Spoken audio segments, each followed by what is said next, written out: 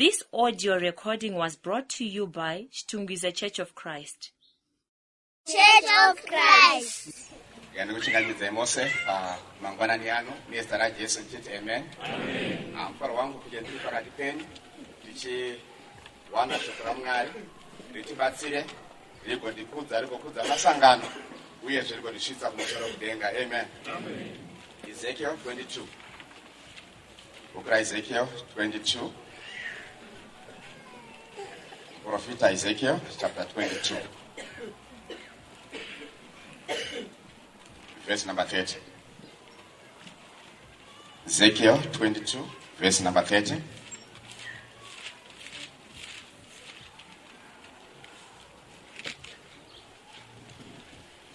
Bible rechirungu rinoti, I sought for a man among them who should build the wall and stand in the gap before me for the land, that I should not destroy it. But I found none. I sought for a man among them who should build the wall and stand in the gap before me for the land, that I should not destroy it, but I found none. Nehemiah chapter 1. Nehemiah chapter 1. Nehemiah chapter 1.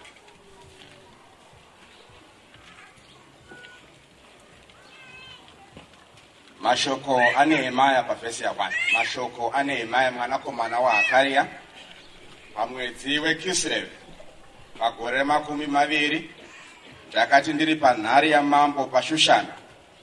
Hanani mumwe wehama dzangu akasvika, iye nevamwe varume vachibva kwaJudha.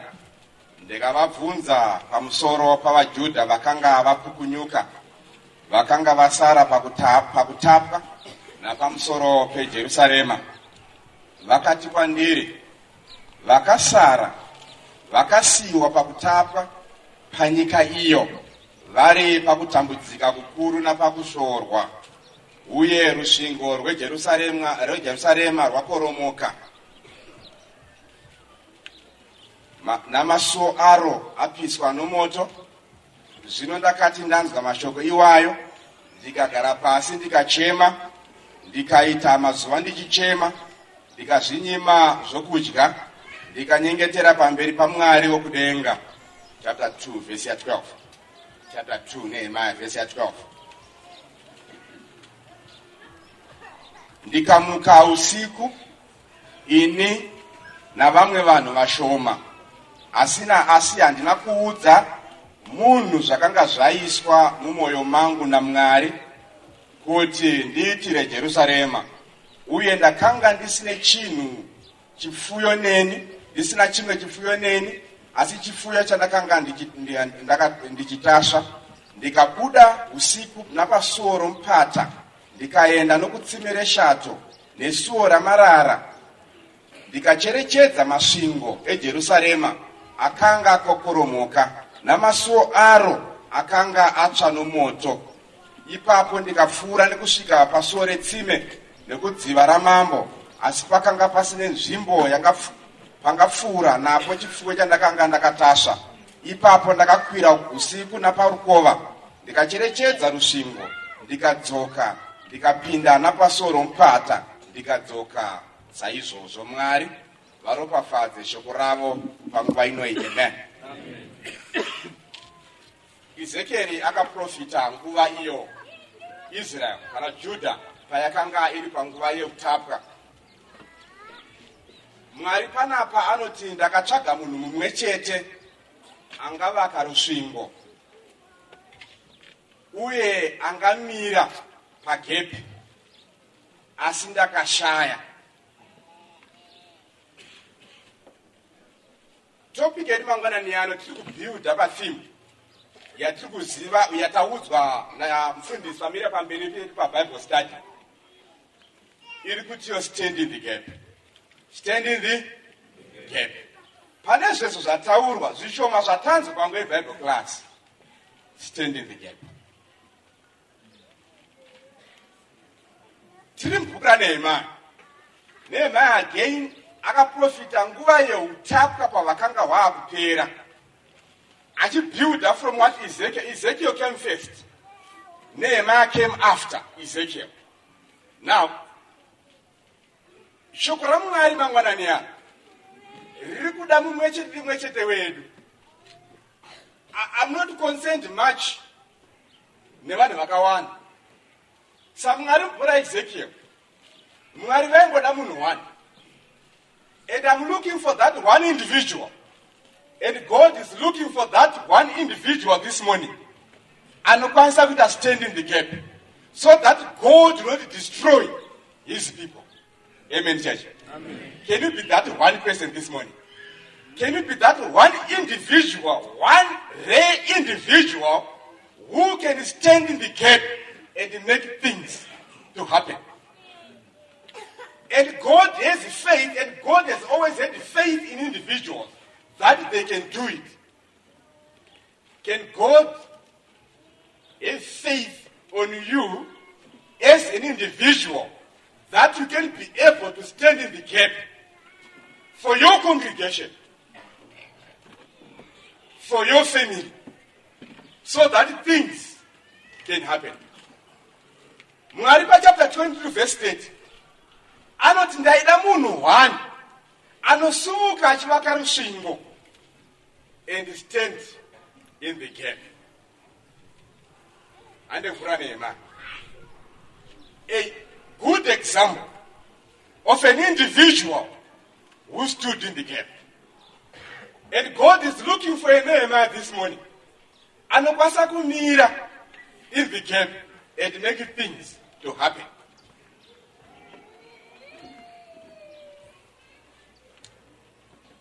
Captivity yakaitika and sotsanangura zvakafamba sei zvakamira sei. But what we see is that Jerusalem yanga iri panguva yekusorwa. The temple had been destroyed. The walls were destroyed. Ezra anomutswa mwoyo naMwari and goes back to Jerusalem to rebuild the temple. Zerubbabel anotora imwe team yevanhu to go back again to Jerusalem. But God is now stirring the hearts of more people so that the walls of Jerusalem can be built. By this time, Ezra Abba from Medo-Persia had taken out to Jerusalem. Temple Yamakwa. But for 16 years, the temple was at a standstill in the foundation. Nehemiah mutswa moyo na Mwari. Akwanise kunoita kuti akwanise kushanda again for another task again. What can you do to stand in the gap? Chicha ungaite kuti ukwanise kuita stand in the gap. Number one, become a person of burden. Become a person of burden. Kutora mutoro ugoita wako.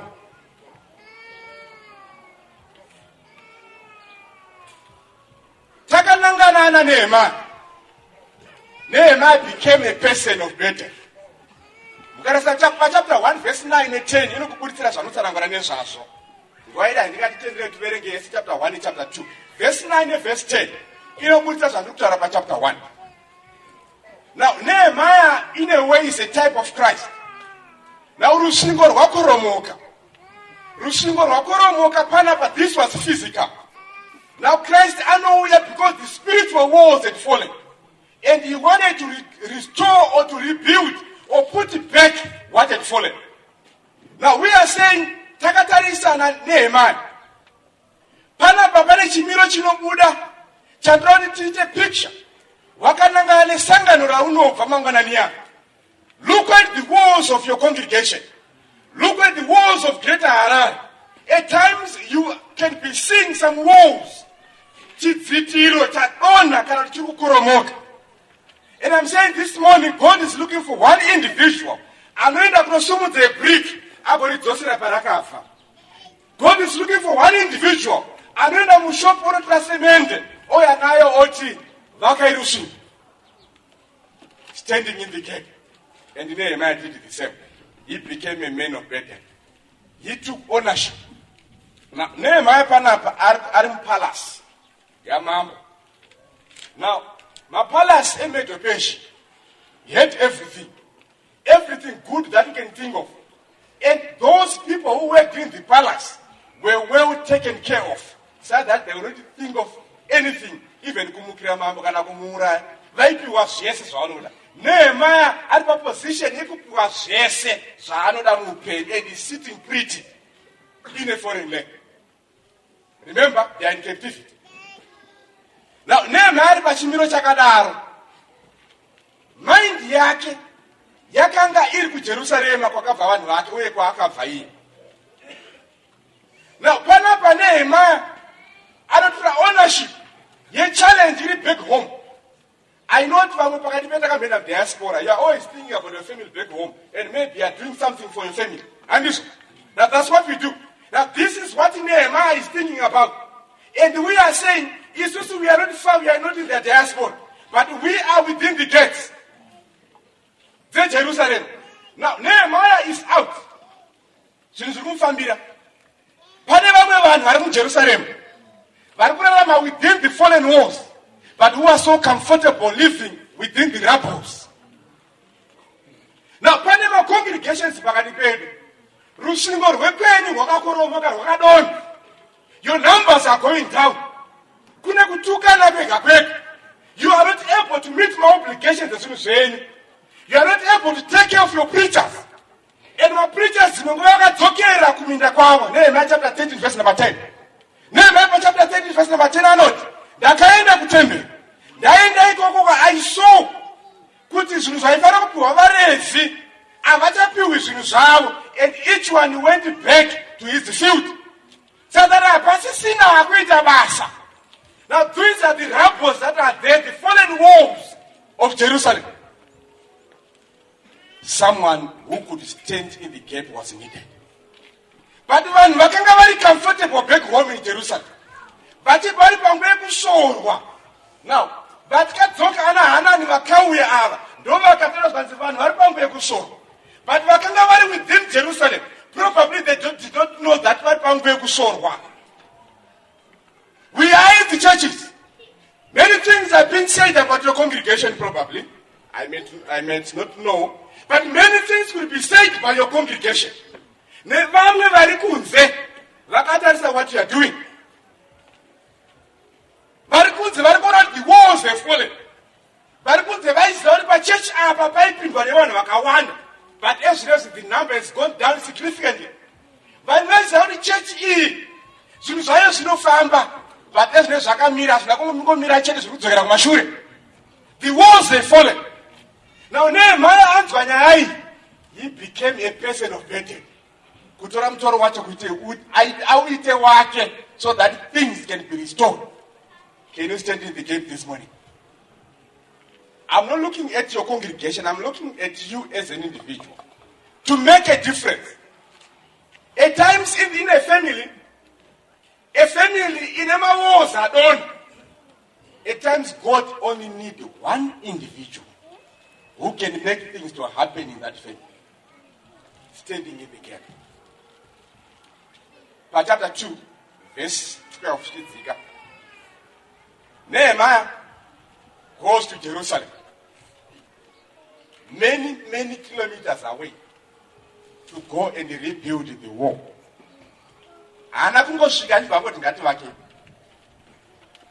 What Nehemiah did by verse number 12, akatanga scan the environment. Wow, usiku Nehemiah vamwe sakarara. Anomuka otora vanhu vashoma ofamba navo achiita scan the environment. This was a very dangerous environment. In that there was enemies that were there. Vaifadzwa nekuramba vachiona Jerusalem yakadonha newall yacho yakadonha. So that Nehemiah had to go by night to try and check kuti zvinhu zvakambomira sei. Akwanisa kuita strategize how the wall can be built. Now he did it. He took it upon himself to go and scan the environment. Now that is what is to document your congregation. As an individual, and you can do that as a family, Murimeke as a family. Scan the environment of your congregation and look at the fallen walls. Now Nehemiah and Kapanap, Ajifamba, he is seeing at one extent extent damage yakanga yavapo. And then saw kuti panapa pane basa hombe ndobva achibwera nestrategy of how the work can be done nekuti angaita scan the environment. Now you as an individual, you can scan the environment of your congregation. What can I do to try and rebuild the walls that had fallen? Our main theme, ilikutaura nezvevanhu veimba yaIsaka, who understood the times. Now Nehemiah akaenda by night, and he understood what was there, understanding the times, and he knew exactly what he was supposed to do. I know church, blame game tinoipa kune vanhu vakawanda. Zvatiri kuita zvakonzerwa naningi, ndibaba ningi, ndimai ningi wakonzera. But we are saying, you as an individual, what are you doing to ensure that the walls are rebuilt? Have you scanned the environment? What did you see? And what are you going to do about it? Amen, church. Amen. Now it takes an individual to scan the environment. It takes you as an individual. It can take you as a family to determine that we are going to do something about it. Even when we are going to do something about it. Just remember, anasani bala tunatobhaya vakanga vakamira ulo Nehemiah chata. Even in your congregation, anasani bala tunatobhaya vakamira kuno kuita sei. And vanokutaurira anogara pamoyo. Uda kuonekwa pana kustaura pano. Unozviitani? Haikuna kudzokera kumashure. But move on because you are a person of burden. Watura mutoro wacho kuisa pamusoro pako kuti you are going to make a difference. Nehemiah pakada scan the environment. Akaona kuti this was a demanding job. This was a demanding job. Not only was it demanding, he also saw that it was a hazardous assignment. Anything else, not only that, it was a cooperative venture. Akaona pana panema kuti zvinhu izvi handizvikwanisindeka. Mukasati verse 19 and verse 18 verse number 20. Munoona anochudza vanhu varipo kuti hama dzangu, let's rise and build. Akanga aona pana panema kuti hazvikwanisa rega. And you notice as you go chapter 3 and chapter 4, he organized the work according to families. That's one of his strategies that he did. With the family within 52 days, the wall of Jerusalem Shimuka. Because of his strategy. And because he dared to make a difference and stand in the game. We are not of those who shrink away. At least even when we are about to rebuild.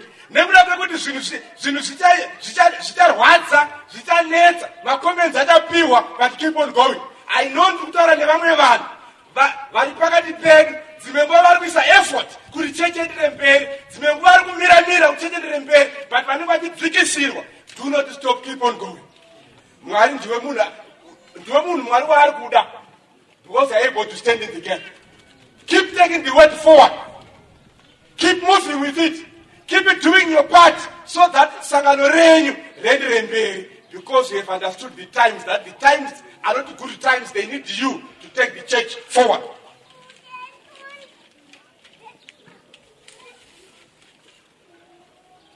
Nehemiah nakungoona kudonha kwerusvingo chete, akaona spiritual grace yanga iripo. Zita raMwari wake ranga riri panguva yekusorwa. If you look verse 5, verse 6, verse 7. Zita raMwari wake rari panguva yekusorwa, and he took it upon himself. And kutaura mangwanani ano kuti mumwe pakati pedamutswe moyo kuona kuti Mwari vari kurwadziwa, zita ravo riri kusorwa dzimengwa nekuda kwechimiro chinogona chiri pasangano renyu. And because of that, can you stand in the gap? Psalm 44, in the background. Yes, I'm told this as Psalm 44, in the background. Yes, I'm told this as verse 9. But you have cast us off and put us to shame, and you do not go out with our armies. You make us turn back from the enemy, and those who hate us take spoil for themselves. They have given us up like sheep intended for food, and have scattered us among the nations. You sell your people for next to nothing, and are enriched by selling them. You make us a reproach to our neighbors, a scorn and derision to those around us. You make us a byword among the nations, a shaking of the head among the peoples. My dishonor is continually before me, and the shame of my face has covered me. Now, that's a description of what Nehemiah is feeling at this present moment. And we are saying Nehemiah determined to do something about it. This morning, can you become a person of burden? As you look at your congregation, can you become a person of burden that you can make a difference? If a congregation can have 2 people, 3, 4, or 5, who would decide to stand in the gap? The work of God is not done by many people. Look at the history. God has always done with few individuals. And in a congregation, God is looking just for few individuals who will stand up and make things to happen. And can you be that one individual? Scan the environment and determine what to do. Nehemiah said what he had to do. And we are saying this morning, can you see what you have to do? I know waiting to be told what to do. But we are saying this morning, you are determined to do something about what you have seen. Can you do it this morning? Stand in the what? In the gap. Amen, amen. Stand in the what? In the gap. And when you stand in the gap, the walls of Jerusalem are going to be rebuilt. Number 2. Teach no you to stand in the gap. Besides becoming a person of burden, become a person of action. Become a person of what? Action. In every congregation, there are 2 kinds of people. Pananos ma pillars. Koyanos ma caterpillars. Ma pillars nano bata church. Ma pillars nano simbisa church. Then the caterpillars just grow in and out. Apana pano go misachi church. Pano kwa atenda kusumza musoro mwiri wacha utendere kuti udini. Kuti asumuki. Kumena grow in and what? Out. God is looking for pillars this morning. Say that by the day that you die, people will be able to say, he was a pillar of the church. My pillar your church. Parents meant to feel so parents not what in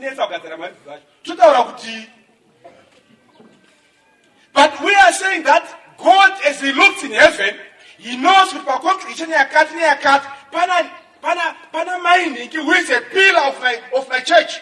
Jesus knows. And we are saying this morning, if all of us can become pillars for our congregation, then the walls, the fallen walls, will be rebuilt. You need to become a person of action. I know there could be many who are filled with the I don't care attitude. In Jerusalem, pane vaigara, pane marabos, matombo nezvidhina zvakanga zvadonha, and they were so comfortable with it. Vanofamba mukati mechurch building, makazara marara, and they are not concerned with anything. Vanoona kuti panapa, vanhu havana kana pekugara, pana mabenches, but they are very comfortable with it. Vanoona kuti our numbers are going down, but very comfortable with it. Now panapa, we should not be comfortable with staying in ruins. But we need to think of rebuilding. These people are willing to walk around the devastation instead of being concerned enough to do something about their situation. Now, nothing is ever going to change in your congregation unless you do something about it. Nothing is going to change unless you as an individual determine to do something about it. When the people say take it up as your burden, that you do something about it. Now, Panapa, chapter 1, verse 1. Nehemiah is serving in the palace. As he serves in the palace, he sees Hanan coming. And then he asks a question. Now Israelians ask Panapa Hebrew, indicator. Now we continue probing. One question.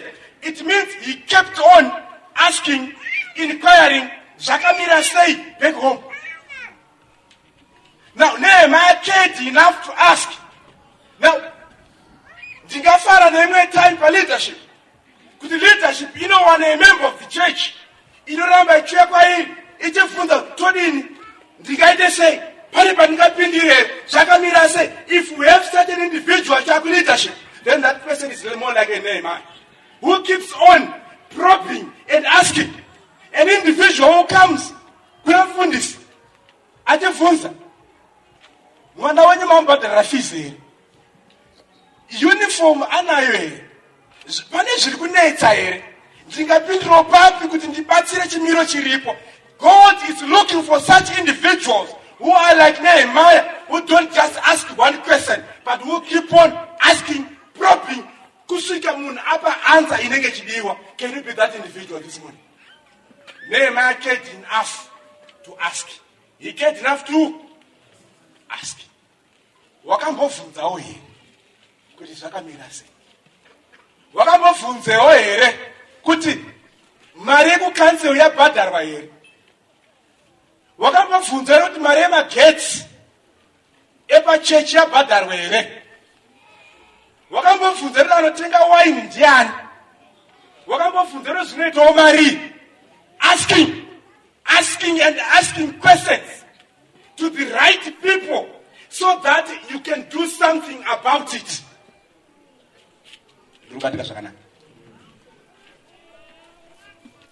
Now Nehemiah answer zake answer kuti rusvingo rwakoromoka vanhu vari pangu yekusorwa zikanzi ipapo ndakachema. Amen church. Hazina Nehemiah ndakadini ndakachema. Unopana pa Nehemiah akabatikana. Vangani vedu vanoti vakanzwa kuti sangano rekwakata zvina kumira zvakanaka vakogara pasi vagoiburitsa misodzi. Vangani vedu vanoti kana member yechechi yabackslider vanochema. Vanoti kana zvinamira zvakanaka muchechi vanoburitsa misodzi vagochema. Nehemiah wept. Not only did he weep, the Bible says he moved. He says, I wept and I mourned. Shona inoti ndakachema ndikaungudza. Pane difference panhau yekuchema nekuti sei nekuungudza. Kuchema can be a one time event. Unogona kuchema kwa 5 minutes zvadini zvapera. Now pana Nehemiah arikuratidza kuti he prolonged the weeping.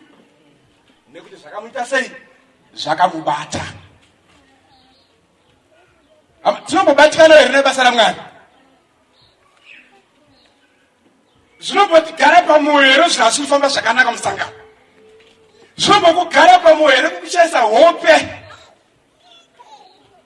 kuti zvinhu kuchechi hazvina kumira zvakanaka. And uchiedza kufunga kuti saka todini nechimiro chiripo. Does it get to you? Now, izvive kuti weeping tichiritarisa rinonyanyobata nhau dzepfungwa. But mourning goes deep into the heart. Those are the differences.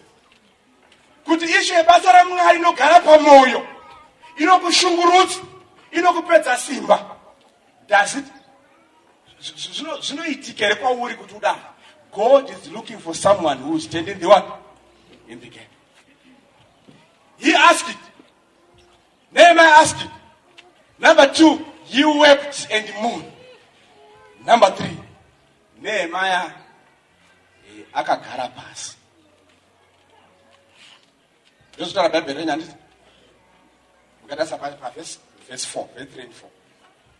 Nehemiah anzwa chimiro chakanga chiri kuJerusarema. Shoko raMwari rinoti, I sat down and wept and mourned. Now pana Nehemiah wakagara pasi, kugara pasi. izwi riri panapa kuri kuHebrew hariratidzi nawe zvamakaita zvekugara pacheya izvi. This word indicates munhu wakamira so, all of a sudden unonzwa kupera simba. Ndizvonaika haana kugara voluntaring kuenda pacheya inogara pafloko kunyatsogara ega pafloko, haana kudaro ba. Nehemia akagadzikwa pasi nesituation. That's what he did.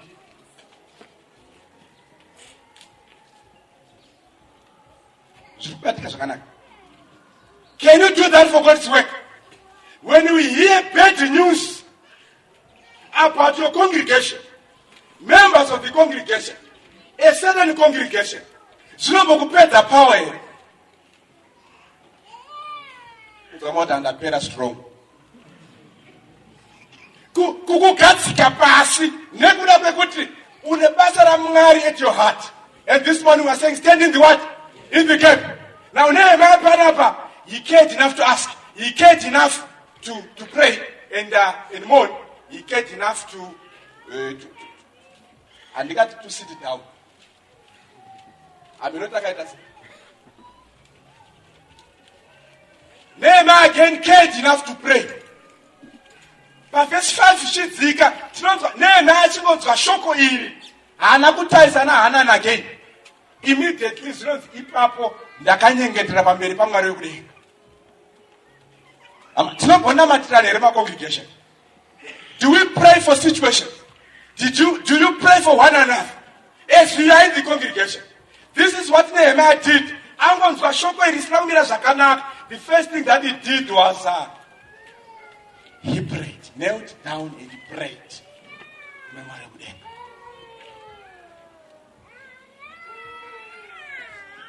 Nehemia anzwa shoko again. He cared enough to volunteer.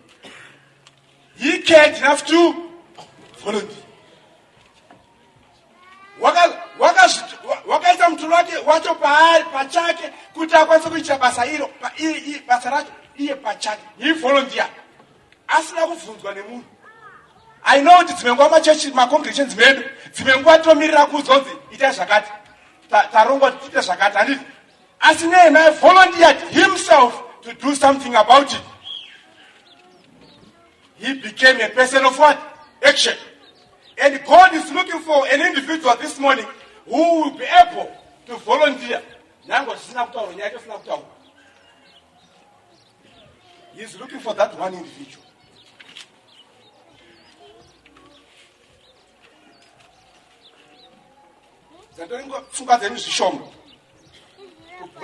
Numbers 25. Numbers 25.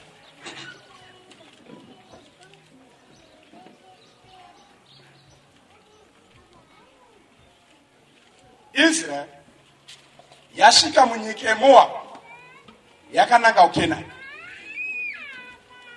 Mwari vakanga vataura before, siyanai nemamwe madzimamwari, siyanai neintermarriage nedzimwe nyika. Pavakasvika panzvimbo iyi, Israel yakadhonzwa mukunamata Bhaari. God was very, very angry. Abva kuvataurira, but they went on to do the same thing Mwari akataura kuti musaite.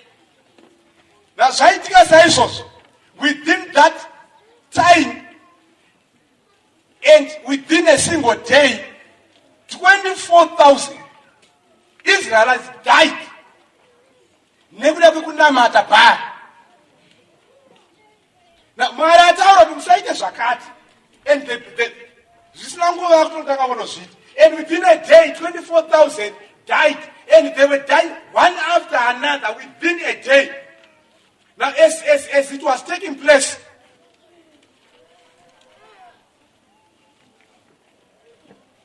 mumwe murume anonzi munozazvizvo zvinoitika zvakara zvakangudaro kana uchiudza mwana tosaita zvakanongona achingoita futi handizvo.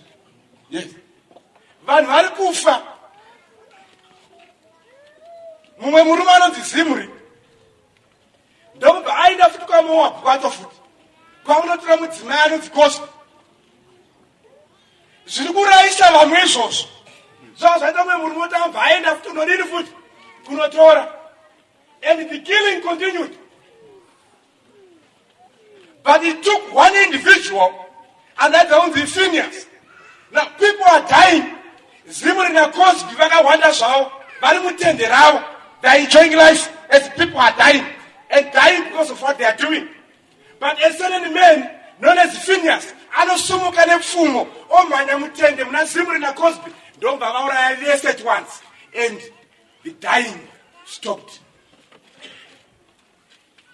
It took one individual to stop the Israelites from dying in their thousands. He stood in the gap.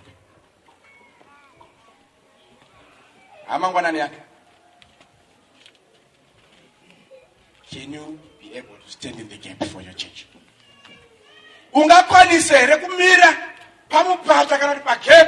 For your congregation, so that as God brings His wrath upon the church, you are able to run and stop the church from dying because you are able to stand in the gap. No more vari kuona church dzimengwari kuona kusabatikana kwatiri vari kuona zvinhu zvichidona, but He is looking for one individual who is here today to rise up and be able to stop the death of the church. You can do it. I can do it. At times God is looking for your time. At times God is looking for your resources. At times God is looking for your presence. That's what He's looking at. As others are rebuilding, I know there could be others who are.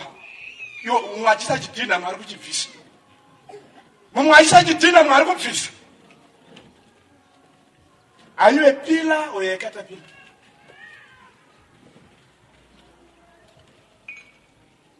As we go back to our congregations, let's go and assess the ruins.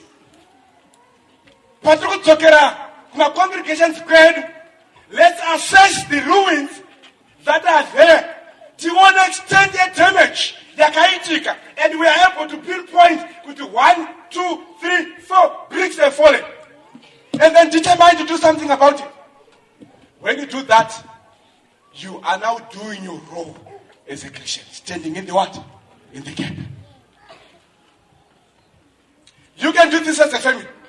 Kukarapasi and see things as they are in the congregation from not being there. And to make your list. We have 1, 2, 3, 4. My walls, a church, add-on. And then as a family you conclude. In fact, you ask yourself, what can we do about this as a family or as a couple? You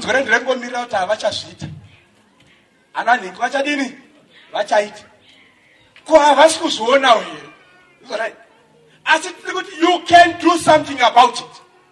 God has faith in you this morning that you can make a difference. We are not only talking about the church. Even in a family, the fallen walls of marriage, the fallen walls of your family, you can do something about it. You can stand in the what? In the gap.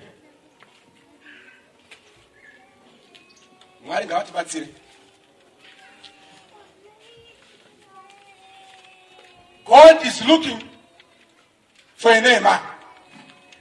God is looking for a Phineas.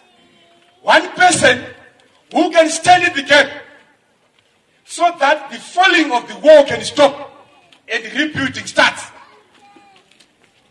As you are going to tell me to do this, many people may say something against you. But don't worry, keep on going. That's what God wants. Keep on going. Even if it takes years. Church. Keep on going, don't stop. That's what God is wanting from us.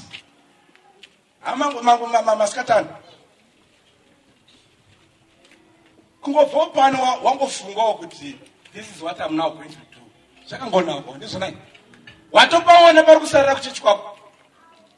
watapaona pakadonha kuchechi kwako, watoona kuti dzimwe nguva mabhenjisi asina kumira zvakanaka, watongoona dzimwe nguva kuti environment yacho kunzoka kuna kumira zvakanaka, unokuda kuti ungobva rimwe zuva wakabata silasha yako wakananga kuchechi, hakuna akutuma, but you are going to do something about it.